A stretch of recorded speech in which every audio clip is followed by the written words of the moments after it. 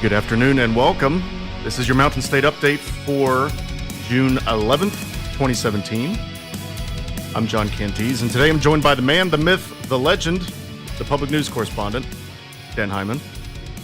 Oops. Dan Hyman. Hello. There I am. Am I there? Okay. You're there now. Okay. All right. So what you were just listening to was The Brew, and we ran a little bit over there, but that's okay. It was a pre-recorded show. So I just had to find a moment there. All right, so what we're going to be talking about today is the election in the UK, the status of the relationship between Trump and Jeff Sessions, and of course we're going to talk a little bit about the Comey testimony that went on, which was a pretty big deal, kind of the thing that the black hole that all of the news got sucked into throughout the week. And there's, of course, the budget negotiations at the state capitol. We'll see about that. Right. We can get to that. Be sure to send your questions and feedback to us on Twitter at Mountain State Up, and you can subscribe to our Mountain State Update YouTube channel to catch up on previous episodes, including this one. So, Dan, how are you doing today? I am doing well. I actually probably will be working on a story next week because in spite of all the Comey testimony, the Republicans in the Senate, Mitch McConnell is trying to hammer together some kind of a health care repeal and replace. Very different from the House version, but it still looks like it does a lot of things that would be bad for West Virginia, including rolling back the Medicaid expansion. Right. So I'm going to be reporting on that. You can find my stories at publicnewsservice.org, and that is who I report for most of the time, is the Public News Service. Unless I get arrested. Right. Then not so much. But, yeah, so... But now there's really... Eventually, people are going to have to see that there's no way they can repackage this idea of repealing the Medicaid expansion. Right. There's no way that they... I mean, all these different versions, all they're going to be are slightly different versions of the same thing, which is going to hurt West Virginians. There's just no way they can package that together and show it to us without it ultimately hurting West Virginians. I mean, well, it looks like what the senators are looking at, and some of the moderate senators, and I'm going to try and get Shelley Capito on the record about this. They're looking at adjusting the timeline, which I think is important, but it doesn't fix the basic problem with it. You're right, because adjusting the timeline, what does that mean? Take longer to roll it back, basically. To roll it back slowly. Yeah. So hurt West Virginians slowly, then. Yes. Well, okay. Yes. I mean, the thing that's, and by the time that we get to that point, there may slowly, so they don't notice it. There may be a difference in Congress or in the White House, so it may not, it may not happen the same way. But I think that the thing that I think people should realize, should focus on, is that when you get down to it, what are the Republicans in the White House and in Congress doing, right?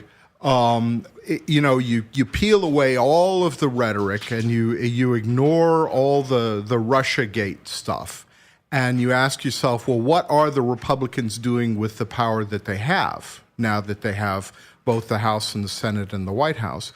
And one of the first things they want to do is repeal and replace Obamacare. Okay, well, that's certainly no surprise. But then they're also working on this. They're responding to the complaints by who?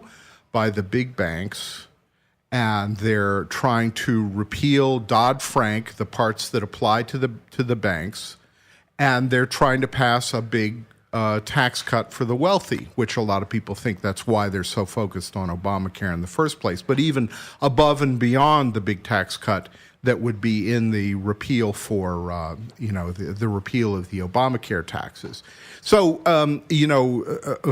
Donald Trump talked about economic nationalism. He talked about fighting for American workers. He talked about trade. He talked about, how the bailout of the banks was unfair, and he connected Hillary Clinton and the Democrats to Wall Street, and that was part of the issue that he ran on, and he also ran on putting the coal miners back to work. But once they get into power, what do? The same things that Republicans always do. They cut taxes on the rich, and they give regulatory breaks to big banks and big business. Donors and friends. Most of the time, that's how. So we may surmise. Right.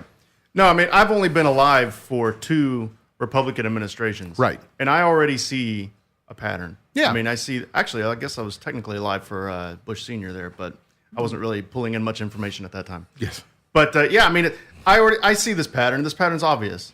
Yeah. You know, and I also see a pattern with Democrats a little bit where they get in their own way and they don't get as much done as they probably could have. But I mean, obviously, there is a pattern here with Republicans. I mean, they get in there and they cut taxes for the rich, and sometimes they cut taxes for the middle class too. Right. So they can say they're cutting taxes for everybody. But really, I mean, the biggest breaks, the largest percentages, are going to people $250,000. Yeah, and people don't. You know, tax policy is boring. But this is what Republicans do when they get into power. And I think that all of Trump's supporters, you know, the famous, you know, white working class that voted for Donald Trump needs to be aware of this. That you know, he may or may not. I don't know that he really cared about any of the things that he said. I mean, I don't know if he cares about anything he says, but that was what he said. But if they're actually expecting that, well, you know, I hate to be the one to disappoint them, but they need to face up to reality. Well, we'll see if that happens. We'll see. I think there's a tribalism in effect that there was actually a very interesting piece in the Washington Post. I was just reading it last night, and they pointed out that after, you know, when Trump was in the primary, running in the primary, about a quarter or a third of Republicans said that they found him honest and trustworthy. That number went up after he achieved the nomination, and it went up again after he assumed office. So what we have is the old line that Republicans don't fall in love, they fall in line. That they have respect for authority, and that they're respecting his authority. Mm-hmm. And they compared it to, for example, you know, the Republicans, there were 22% of Republican voters who favored striking Syria when it was Obama in office, and he might strike in response to chemical weapons. But it was 80-some-odd% when Trump did it. So, you know, there's a deep tribal division there, and we're seeing that coming out in our politics. Sure. And it's to a much more intense degree now than I think it was previously, because when you watch 2012, Republicans weren't quite so falling in line behind Mitt Romney. I mean, eventually they did, but I remember there was like every month there was a new second place to him. Remember Herman Cain? Or Herman Cain, I guess, was... Yeah, well, for briefly, no. But I mean, what happens is that a party spends a certain amount of time out of power, and then it becomes more willing to put up with the flaws of its own leadership. Right. Because they're out of power. Because they're out of power. Gotcha. And that was what happened, you know, after 8 years of Obama, and they became so focused on defeating Obama and replacing the Democrats. The thing that strikes me about the current tribalism, and you know, I don't want to overdo this topic, but I think it's interesting. The problem with it, I think, is that a lot of this tribalism is based on the notion of wanting to defeat your enemies at any cost because you want to defeat them. Right. So there's this ad that the Republicans are running in Georgia in the runoff to replace Tom Price, where they're basically saying words to the effect of, you know, make a liberal cry, vote for a Republican in this runoff, you know, and it shows a picture of a hipster, you know, running out of an avocado to spread on his bread, and this is obviously deeply troubling to him. But the point there is not win because you think the Republicans are right or the Republicans are wrong or the Democrats are right or the Democrats are wrong or they're for the wrong policies or whatever. It's defeat the other guy because they're on the opposite team. Right, they're the other guy. And that's kind of destructive. Not kind of, that is destructive. If that's the only reason for doing anything in political life, then that's really corrosive to our democracy. That happens anywhere with any party. Right. But I think it's bad right particularly now. bad in the Republican Party right now. It's bad right now. It really is. It's a football game to a lot of them. And that's very unhealthy, like you said. I think it's very unhealthy. Okay, so across the pond, we have... Speaking of elections. Right. Britain's Prime Minister Theresa May is looking increasingly vulnerable after a humiliating election left many members of her own Conservative Party reportedly plotting to force her out. Britain's governing Conservative Party has hired Barack Obama's former Deputy Chief of Staff to help run the campaign, which I thought was interesting. And who hired? Britain's governing Conservative Party, the Conservative Party. The Conservatives hired. This was Dan. What was it? Jim Messina. Jim Messina. Yeah, they hired him. Interesting. Yeah, so that's an interesting thing about mainstream Democrats in this country. They're being hired by conservatives in the UK. I mean, who's got to make a living? Yeah, everybody's got to make a living. I guess.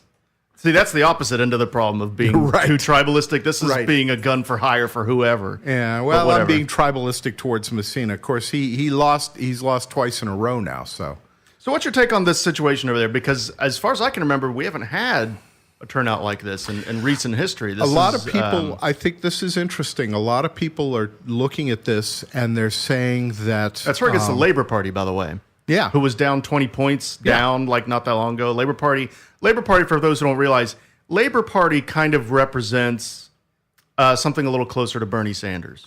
Right. Their roots are essentially socialist. Right. And this is what a lot of commentators have pointed out, is that this was a socialist party being socialist, that after decades of Tony Blair and what was called the New Labor movement, which is more like, you would see in the Democrats, in America, sort of corporatist, globalist, like a Clinton. Yeah, a Clinton-esque. There was a lot of comparison between Tony Blair and Bill Clinton, who they were in power at the same time. And at the time, that was very important because Labor needed to, they had been, as the English would say, on their back foot for a long time. So Tony Blair came in after John Major, who came after stand down bloody Margaret Thatcher, to quote the English beat. They needed someone who would win. It was, again, a case of the party being out of power for a long time. Interestingly, what we have now is that the Labour Party was really back-footed after the Cameron election, re-election, and they really went through a turmoil, and they decided rather than going to the center that they would go to the left. They would go back towards their socialist roots. You had a vote among the party faithful for this guy, Jeremy Corbyn, who's been rightly, I think, compared to Bernie Sanders here in the United States, and he's an old-fashioned English laborite leftist, an old socialist. And kind of a fuzzy-looking guy with a beard, but he's been around. He's been knocked around for a long time, and he was attacked roundly as being too left to win. And he said, no, this is what our party wants, and this is what we're going to try and do. And then they put forward a manifesto, essentially their platform, although they seem to stick to their platforms a lot closer over there, that talked about a lot of basic bread and butter left issues. So, for example, more funding for the national health system, right? Rather than cutting, the accusation is that David Cameron, Theresa May, and the Conservatives were trying to, similar to what some Republicans are accused of, trying to cut Obamacare. Well, they were being accused of trying to cut the National Health Service so that they could essentially privatize it. Right. So the system would fall apart, and then they could come and say, look, this is falling apart. We need to have private industry come in and take it over. Boy, that tactic sounds familiar. Yeah, it really does. And Corbyn ran directly against that. And he said, no, the problem is we need to fund it more. We need to do more to reduce the cost for young people seeking education. We need to reduce the cost of things like train fare. very basic bread and butter Things that affect people's lives. Immediately. And kind of, a very, it's interesting because I actually think Hillary had a lot of these kinds of issues herself, although, had a somewhat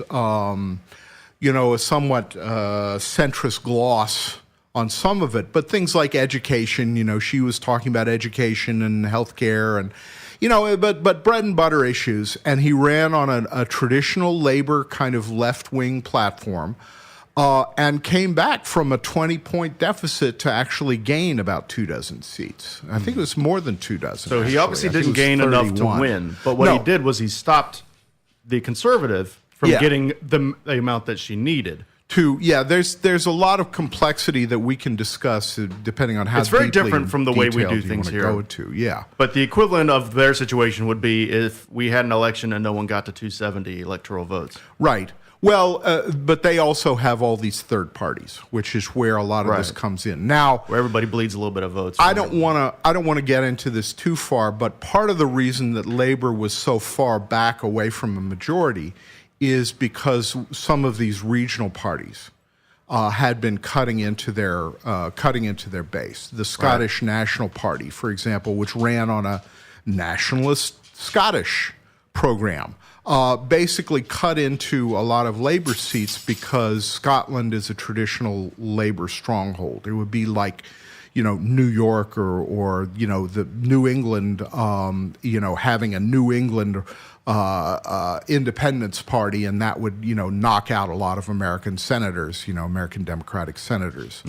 Well, they lost this time, in part because, a lot of this involves Brexit and whether or not the United Kingdom should break up, and apparently the Scottish National Party really got clobbered this time.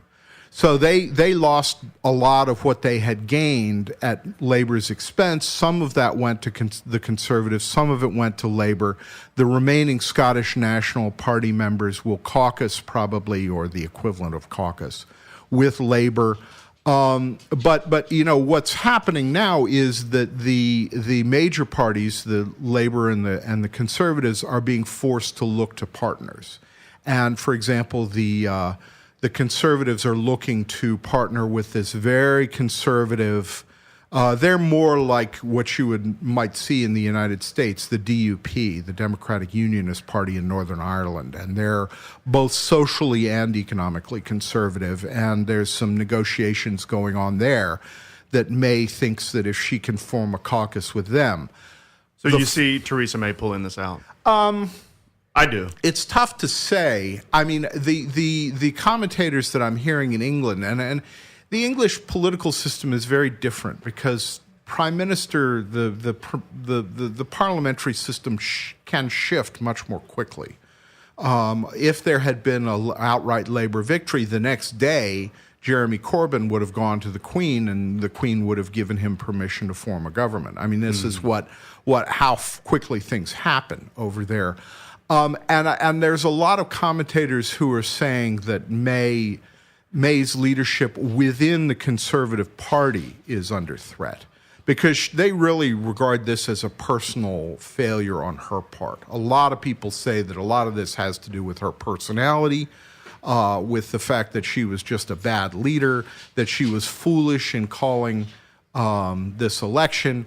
I mean, if you want to study up on English politics, that's fascinating. I really haven't looked into it much. I mean, I do think I looked that into the French election more than this. Well, we can talk about the French election too, because I think the takeaway from these two elections for an American audience, these are the important points, are that the right-wing populist wave that everyone was talking about after Trump's victory basically stalled out in both the French election and the English election. UKIP, the English, well, there is no right-wing independence. populist in the English election right well, now, there was the UKIP party, the UK Independence Party, which is Nigel Farage. Well, Nigel Farage is an ally of Donald Trump, and he talked up Theresa May, but he has actually held conferences and meetings and even suggested that Nigel Farage, the former leader of the UKIP, is he the guy that led the Brexit Yes. move? Oh, so he's the guy that actually looks like Donald Trump a little bit. Yeah. That's over there. I guess. They have okay. like an English guy that I remember thinking, well, that's Yeah, like English. That's like a botched clone of Trump. He's very similar to Trump, except I Right. don't think has the businessman thing. Right. But he's definitely got this sort of Similar style. Yeah. anti-immigrant, nativist, Right. Okay. dare know what I you're say, talking about. Yeah, racist edge Right. to him and to his party. And he led the Brexit push. And UKIP this time just absolutely got clobbered. They were wiped out. Right. Then, So it's different because what we're seeing, I mean, there's similar and elections. the same thing happened in France. The Le Pen, the anti-foreigner, Right. anti-immigrant, longtime right-wing French,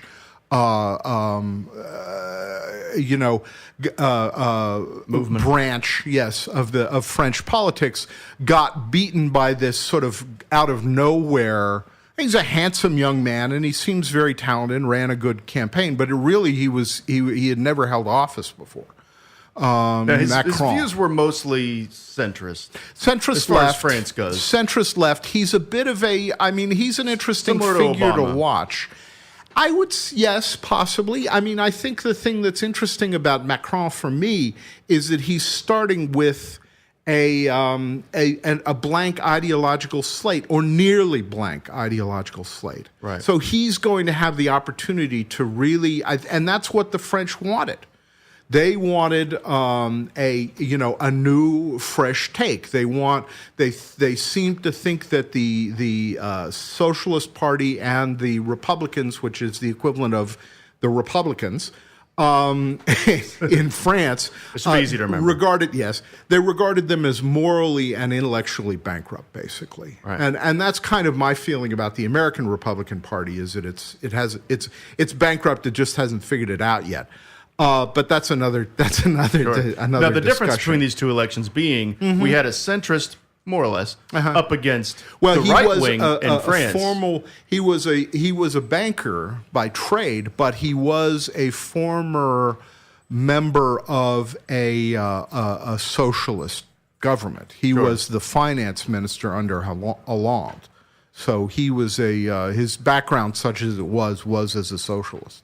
Sure. But yes, he But basically policy-wise- ran as a centrist. Right. He ran. So centrist versus the right wing in stepped away, France, centrist yes. versus the left wing in the UK. Well, I would hesitate to call May a centrist. In some ways, she's got a really nasty edge to her.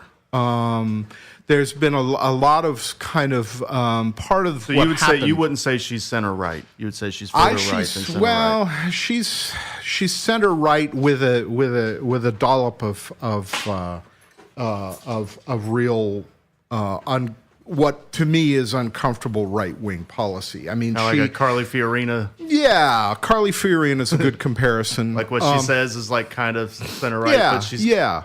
I mean, every once in a while she dips her toe into craziness. Part of what happened with May is that she adopted some of the anti-immigrant, anti-foreigner, xenophobic kind of language of the UKIP folks.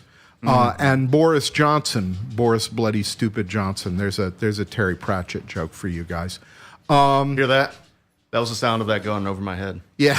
Whatever that Whoosh! Anyway, there's a character in a well, never mind. Anyway, Boris Johnson definitely adopted the UKIP xenophobia in order to advance his career within the Conservative Party, and now he may end up being the Conservative leader of the Conservative Party. He's, the fact that he's disavowed it doesn't mean anything. I think that that's another one of these cases where the stronger he says he doesn't want it, then the more he does. It's apparent that he does. But anyway, so I mean, what has happened is that this right-wing populist, anti-immigrant, anti-outsider xenophobia really got clobbered in both France and in England. And it looks like Macron is going to win a very significant number of seats, even though his party didn't exist a year ago. He's had to recruit people to run for the equivalent of the French, Congress, out of nothing. So he's got a lot of novices, a lot of people stolen from other parties, a lot of people who've never held office before, a lot of women. I mean, there's a very kind of a fresh sort of new. There's an advantage to that. Yes, there's there is. disadvantages too, but yes, there is. Optics-wise, it looks good. It would be the equivalent of sort of someone who's very hip on the internet, winning office in the U.S. Obama is a fair comparison. So if Obama had started a party from scratch, you could imagine that it would look something like that. that. Sure. Yeah. Okay, so back across the pond, back over here in the U.S. Right. We had the former FBI director, James Comey. Right. Is it Jim? Does it go by Jim or James? I see both. I don't know. I don't think it matters. But he finally testified here. Let's see, I'm pulling it up. Now, Right. the night before, he released a written opening statement. Right. And I read this whole thing. This was really interesting. He actually, it is a very interesting statement. When it came time for him to speak, I remember him saying, oh, he's not going to go over that again. Now, he did kind of ultimately end up touching on some of the same points, but he wrote this big thing, put it out for everyone to digest the day before, which I thought was interesting. And there's a little paragraph from here I'd like to read before we talk about it, because I think it really sums up the whole opening statement thing. It sums up his whole situation. So you want some story time? You ready for some story time here? Go for it. All right, so this is from Comey's. They've heard enough of my voice for the right. So here's afternoon. Here's a little break from Dan.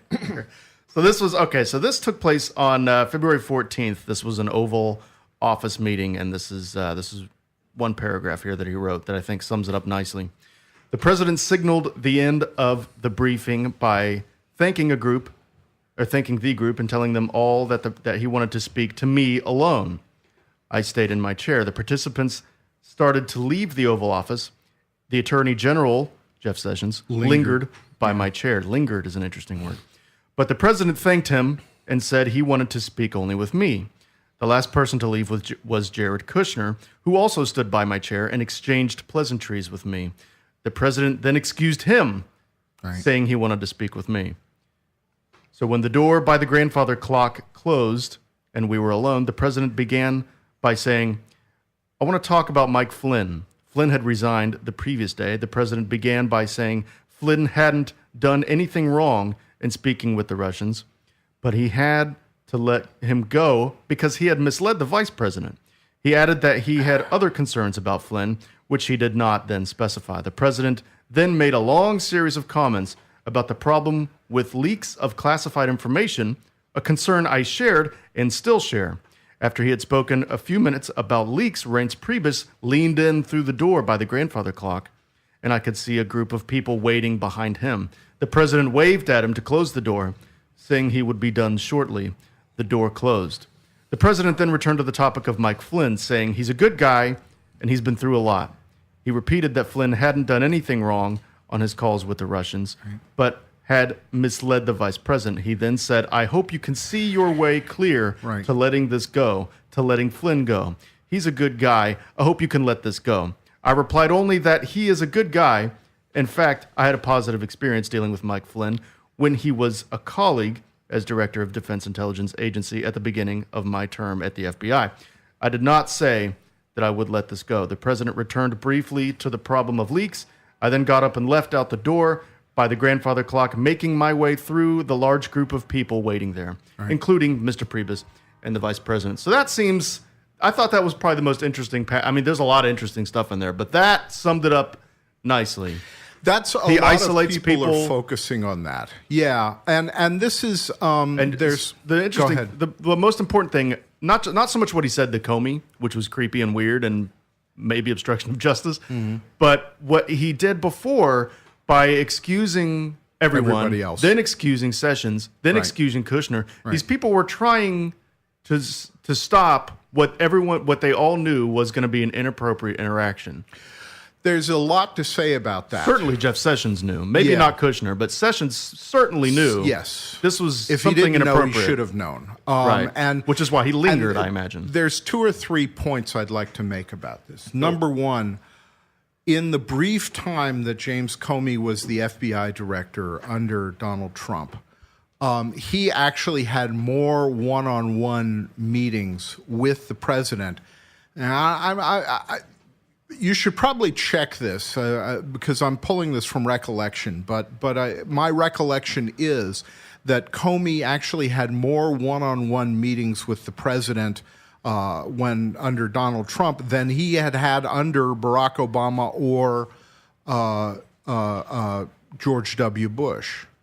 Well, I mean, when he was, in office under those presidents, you're which not is supposed to have many at all, really, if any. right. Yeah, I mean, and that's kind of the point, is because this is something that, and Jeff Sessions clearly either understood this or should have understood it, that this is there be dragons. This is something that you just don't do.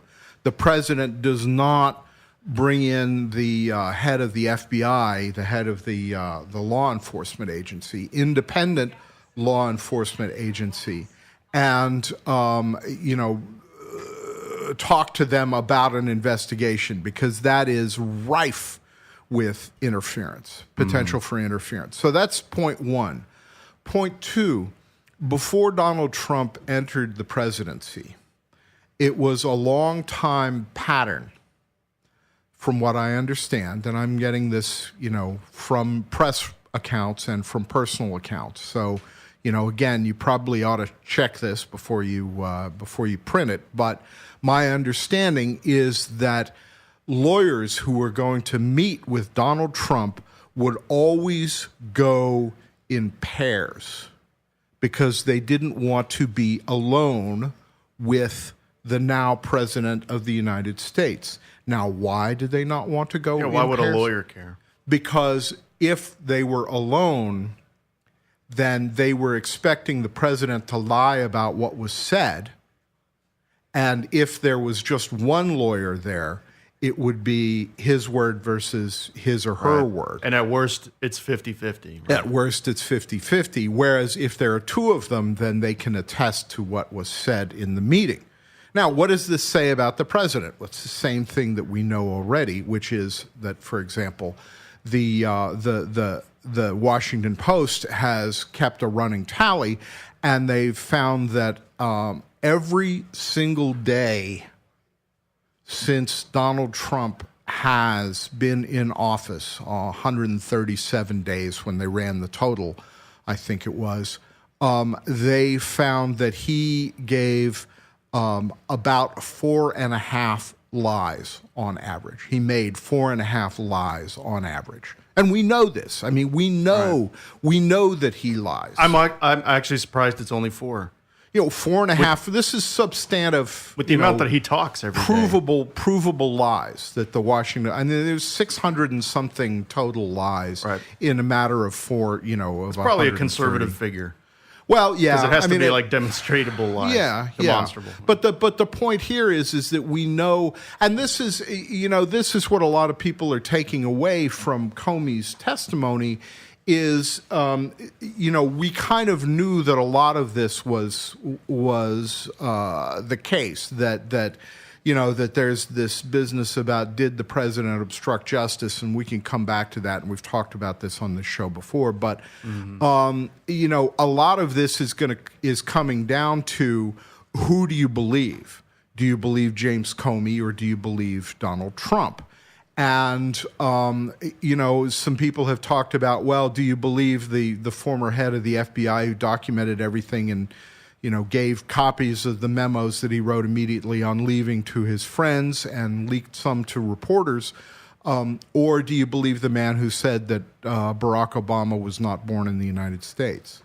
Right. Among countless other things. Among countless other things. I mean, yeah, his whole career. But I think that, even even more broadly, I mean, it was a terrible week for the Republicans in the sense that they were left trying to clean up this mess.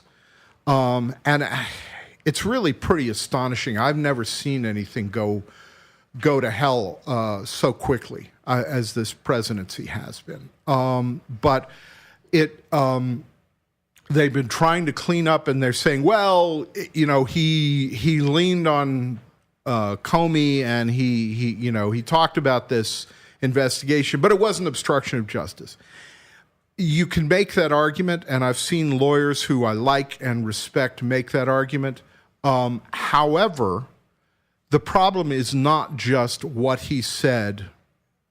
For sake of argument, let's say that that doesn't represent obstruction of justice. People hang on the word hope and say, well, he was just speaking his mind. He wasn't directing. Yeah, it'd be like, the mafia don who comes up to you and says, hey, you got a nice business here. It'd be terrible if something happened to it. It's, but if you hang your hat there, if you hang your legal hat there, and that, and you accept that for sake of argument, the problem for the Republicans is that there's the rest of the pattern of behavior that creates the context and the circumstantial evidence that supports an argument of obstruction of justice. So, for example, not only did he call Comey in several times, not only did he have dinner after promising that Comey could keep his job, that he wanted to keep him, and said, you like your job, don't you, Jimmy? Right.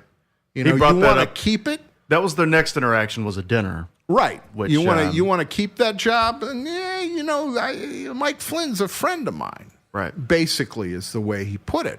And, that is a separate data point from this business about, I hope you can see your way to let this go. Then you have the firing of James Comey itself.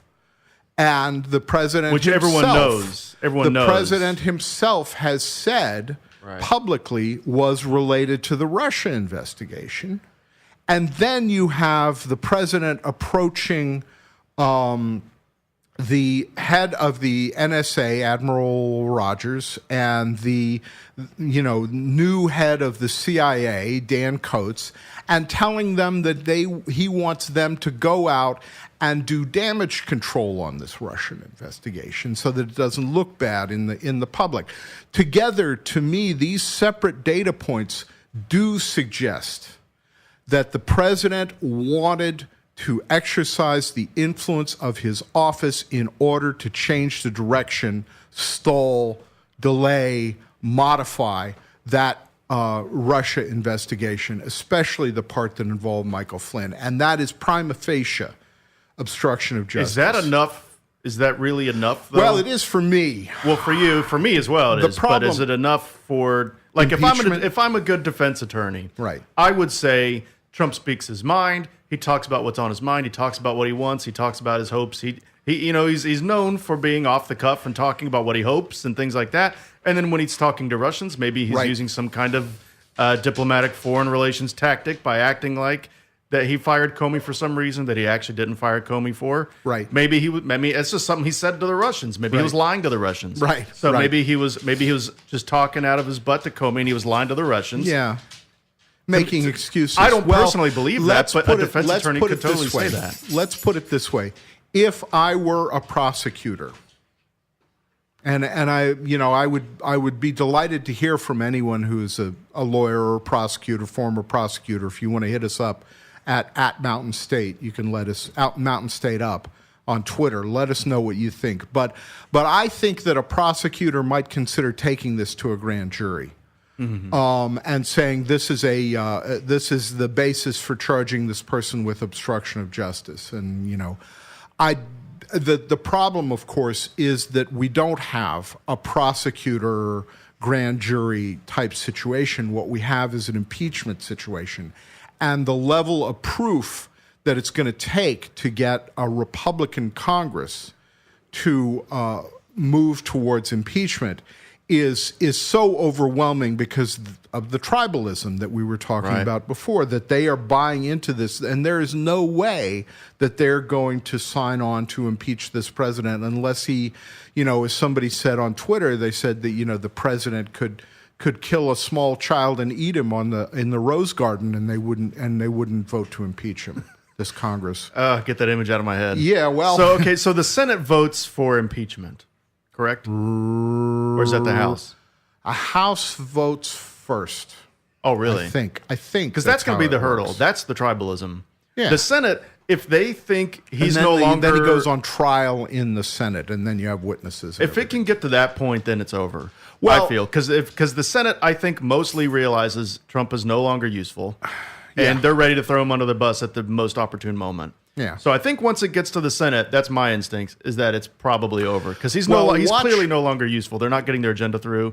They're not repealing Obamacare. They're not getting it done. Watch the election coming up in Georgia, the special election, which is, I think, the last week of the month or something like that. With Ossoff. He's been working his ass off. And then the T-shirts that say "Vote your ass off." Yeah. Ossoff versus Handel. There have been polls. One poll showed Ossoff slightly ahead. Another one showed him much further ahead. Oh, that's totally a referendum on Trump at this point. Well, it is, and I think he's in a way which I'm fine with. He has the aspect of being the American, the Georgia congressional district version of Jason Trudeau, or he's like a little skinny Trudeau, a young Trudeau, or Macron. He has this appearance of young, fresh, handsome young man.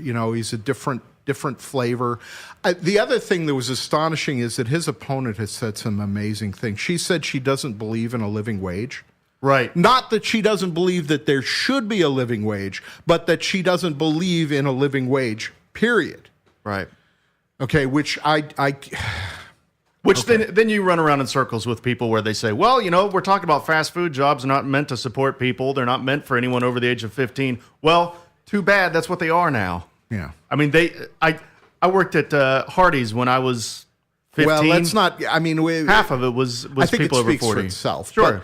But yes, so that's an easy issue to win. Is my point. That's an easy issue to win. It's amazing that she said that and she hasn't given up her campaign. That's the. She put out a clarifying statement. Watch the Ossoff election, because we've seen already there was the guy was a bluegrass musician in Montana and he almost won. He was a bluegrass musician who played at nudist colonies. And he almost beat the chosen, groomed Republican who was under such pressure that he went out and busted a reporter's glasses. Right. And then we had this case in Kansas. There was an election, another deep red, scarlet red district, where the Democrat ran, I think they were saying he ran 20, 25 points ahead of Donald Trump. It's really, watch the special elections, watch the House elections. That's going to be very important. If we want to, at the very least, stop the damage that this clown is causing, and I say those words advisedly. As I said, I have never seen a presidency go pear-shaped so quickly. If we want go to pear-shaped, go to hell. Oh. It's in other words, it starts out round, but pretty soon it goes south. That's an English phrase, but it's I am astonished at how there's reasons to think that this man is just not competent.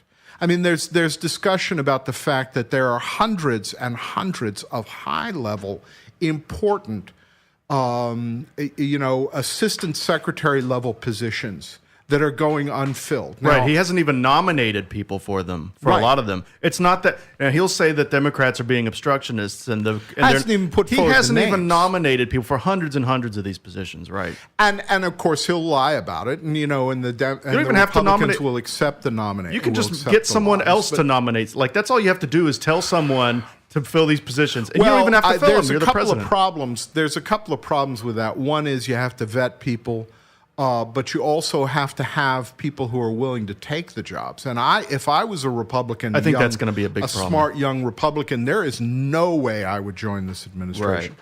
There are some who are saying that this is a Bannon-esque trick to try to disassemble the functioning of the American government, to sort of deconstruct the deep state, as it were. But that is a foolish way to do that. You're never going to be able to do that. What you're doing is you're actually leaving it to the people who are a layer or two below them, who are sort of, just kind of running on inertia, and they are the deep state. The people that are these hundreds of assistant secretary positions, they're the ones that carry out the president's policies. They're the ones who should be the true believers who are pursuing this stuff. So anyway, I have never seen a presidency as incompetent as this one, as just self-destructive. And if we want to limit that damage, it's going to have to start with the 2018 election, I'm afraid. We may have to wait that long. Oh, yeah, for sure. I mean, here's the thing. Everyone gets excited about impeaching Trump, and maybe it'll happen, maybe it won't. But even if it does, Pence will be president. You get rid of him, Paul Ryan's president. I mean, we're stuck with this. We are stuck with this. In fact, having Trump as president draws so much attention to that nefarious agenda of theirs that we may be safer in a way by having him in there than if sneaky Pence, who no one even knew existed before this, he would get the agenda through quietly. He knows how to manipulate the media. Well, in the a ones way, that I'm watching, he's an actual politician. The ones that I'm watching are Mitch McConnell and Paul Ryan, because they are smart and they do know what they're doing. Right. And they're the ones that are pursuing this Wall Street deregulation and healthcare reform. And as long as you got a Republican president, those are the guys that are really going to be in control. So if we impeach the agenda. So I just don't want anyone to get too excited about impeaching Trump. Maybe it'll happen, maybe it won't. But regardless, Mitch McConnell, Paul Ryan, these people are still going to be in there. They're running the show until 2020, and we're stuck with them. Now, the best we can hope for is Mitch McConnell is putting forward the agenda that I was talking about. That this is the tax cuts for the rich, the deregulation of the banks. This is what Republicans do, and he's the guy who's actually carrying the water on that. Now we can put some roadblocks up in 2018 if we get our stuff together. Right. But that's the best we can hope for, is to have one. Well, there is a roadblocks. real chance, depending on what happens. I mean, it looks like the polls are running strongly against the Republicans so far. Well, as Mike Pushkin says, anytime I bring this up with him, he tells me that we actually have more seats to lose in 2018 than to win. Which I don't know. I mean, it depends on how you look at it. The Senate, certainly. I mean, the Democrats are defending more seats in the Senate. Right. The whole House obviously is up for grabs. And if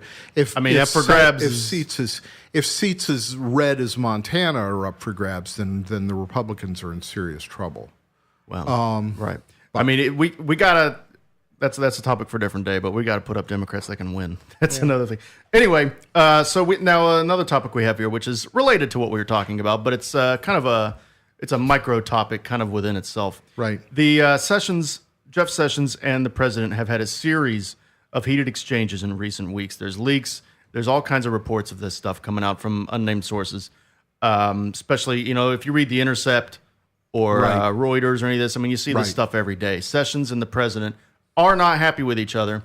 And this really started, at least from what I can gather, this really, really got heated when Jeff Sessions recused himself from the Russia investigation. Because not so much that recusing himself would put someone else there that Trump might not like, but it was, what I'm thinking is it was a big sign of weakness. And the sign of weakness was too close to Trump. And Trump doesn't like signs of weakness. We know this about him. Yeah. Or at least weakness in his eyes. Well, I would like to think that Sessions is in trouble, but I would recommend people be careful about this, because we've seen a number of cases from the Trump administration already where, for example, he was supposed to be, Steve Bannon was supposed to be on his way out, and he's still there. And Spicer He was taken out of the supposed to National be- Security Council, though. Yeah, Spicer was supposed to be on his way out, and in the president's black books, as the English would say, to use another English phrase. But he's still there. Right, So he's still in the bushes. So we'll see. The president uses this. He the disorder. I mean, some of this is sort of, I think, intentional. CEO type maneuvering on the part of President Trump to kind of keep the his staff on tenterhooks and afraid. If he cuts them loose and they're out there, then they can do a lot more damage. If he keeps people at least somewhat in the fold. That was Ulysses Grant's phrase. Do we want them outside the tent? Right. Peeing in, or do we want him inside the tent peeing out? He's learning that lesson right now with Comey. Yeah. Because Comey's outside now, and Comey's doing some damage. Yeah. I mean, Comey is a professional. I think I understand now why he wrote why he wrote the Clinton letter, which is the thing I really still hold against him. But it starts to make a little more sense. But even he is within normal parameters. He is a normal kind of an FBI director, right? And they're very institutionalist. They're very, you do it by the book. That's one of the things, is that if you want to protect yourself in federal government and you're in one of these positions, you do these things to protect yourself. Right. Right. So the FBI is, that's the culture there. Sure. And I'm glad that's the culture there. Yeah. I wouldn't want it any other way. Well, so you think that Sessions is going to stay then? I don't know. I hesitate to predict. He's at one point, Sessions made clear he would be willing to resign if Trump no longer wanted him. Yeah. That's one thing I read. He actually threatened to resign at least once. The other thing you have to ask is, who would he get to replace him? I mean, we get back into the staffing problem. This is a situation where I feel like just about anyone would be better. Sessions may be he may be the most dangerous guy in that whole cabinet right now. Yeah. Sessions is, Voting Rights Act. The Voting Rights Act. I mean, all the progress that the states have done in terms of legalizing marijuana, and all the money that they've been able to put into schools through that, and all the health care that they've been able to deliver to people who are dying of cancer and AIDS and stuff through cannabis.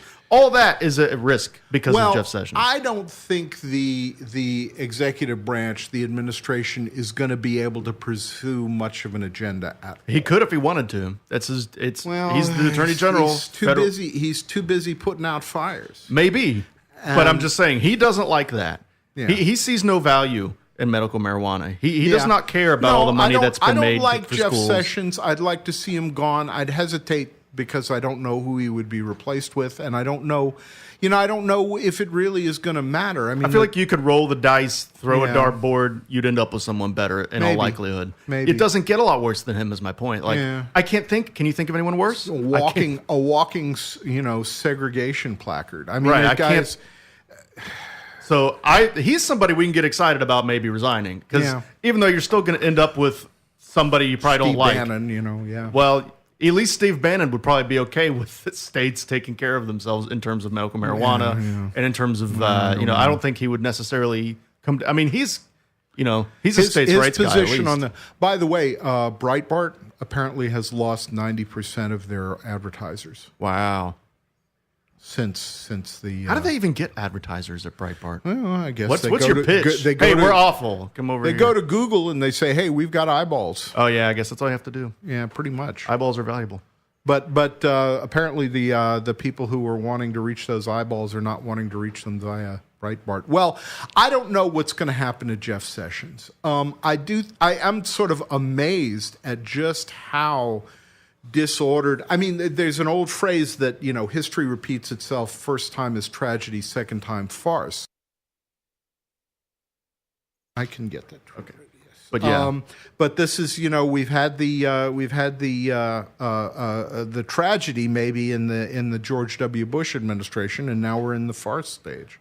Right. Speaking of which, yes, is it time? It is time. Okay, so we've had a good run. We've had a good show here. So what we're going to do, we're going to go into the Trump tweet of the week, a.k.a. Tiny Fingered Bully Report. And Dan, you're going to read that one for us. I am indeed. This week. Go ahead, sir. Despite so many false statements and lies, total and complete vindication. And wow, Comey is a leaker. That was his response. That was his response to the Comey testimony. What a weird... A leaker. He's a leaker. He's a leaker. Well, I mean, the thing that a lot of people have pointed out is that Trump can't have it both ways. Either Comey is credible when he's vindicating the president, or he's not credible when he's, it's one or the other. He just picks and chooses. All right, guys. So I want to thank Dan for coming on this week. Oh, my God. This has been a good show. It's been an interesting week. Yes, it has. So next week, hopefully we'll have more information on the UK election, and we'll have an outcome there. Right. We'll see if they have a government. So we'll follow up with that. I'm also going to try to get Ted Bettner on next week. I haven't asked him about it yet, so if he's hearing that right now, hey, we'd like to have you on, Come Ted. on, talk about the budget. Right. That's what we were need to talk going to get about to that the today. state budget. Right. The state budget's, of course, a mess. At least the state has a functional legislative and executive branch. Let's put it that way. That's a low bar, I guess. I mean, so. they are functioning. It's not currently on fire. Yes. So, yeah. So, thanks for listening to the Mountain State Update. I'm John Cantees. We'll be back next week at Sundays at noon right here at WTSQ LP in Charleston. 88.1 LP in Charleston. WTSQ. LP.